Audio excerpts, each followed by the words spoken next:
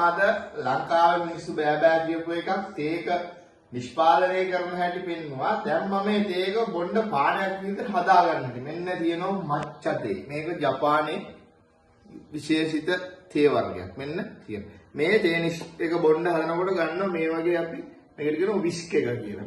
මේක තනි කර හදලා තියෙන්නේ උණ බට වලින් හදලා තියෙන්නේ මේ. ඊගාවට මේකට තියෙනවා හැන්දක්. මේක පාවිච්චි කරන්නේ මෙන්න මේ හැන්ද. ඊළඟට තියෙනවා මේක මේව කරන්න අචා බෝල් එකක් තියෙනවා. ඊගාවට මේක පෙරන්න මේ ස්ටේන් එකක් තියෙනවා. මේ උපකරණ ටික ඕන ඇත්තටම මචා තේකක් මේ හොඳ තේකක් නිෂ්පාදනය ඔන්න අපි මෙන්න මේ හැන්දෙන් එකක් ගත්තා. ඔන්න දැම්මා. සෙල්සියස් අංශක 80ට රත් වෙච්ච වතුර අපි එකතු කරනවා. ඔන්න සෙල්සියස් අංශක 80ට එකතු වෙච්ච වතුර දැම්මා. ඔන්න දැන් මේ විස්ක් එකෙන් මෙහෙම අපි ගහනවා. මෙන්න මේ විදිහට අපි මෙහෙම ගහන්න ඕන. එතකොට තමයි මේක හොඳටම මේ ඔය හැදිලා එන්නේ ලස්සනට පාටට කොළ පාට සුදු පාටට පෙන හැදෙන්න. එහෙම ඔය අතරම විස්ක් එකෙන් ගහනකොට මේක පෙන වෙනවා වගේ හැදිලා එනවා.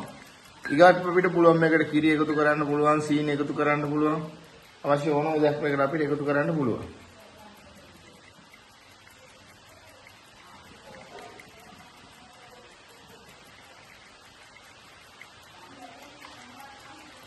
මේ අතර ටිකක් වෙලාවක් මේ හොඳට දෙයක දිය වෙනකල් එහෙම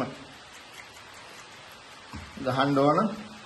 අතන ලංකාවේ අපිට හැමදාම කළු තේ විදින්න නැතුව මේ වගේ දේවල් නැත්තම් දැන් ලංකාවේ මට සන්තෝෂයි ප්‍රධාන රැවිලි සමාගම් දෙකක් මේකට අත ගහලා තියෙනවා. ඇත්තට මේ දෙකටම මට සහභාගී වෙන්න අවස්ථාව ලැබුණා. ඒකට අවශ්‍ය යන්ත්‍රෝපකරණ සැපයුවේ අපි. ඇත්තට මේ වගේ දෙයක හොඳ මේක ඇත්තට කැපෙන් ලෙවල් එක හොඳටම වැඩි.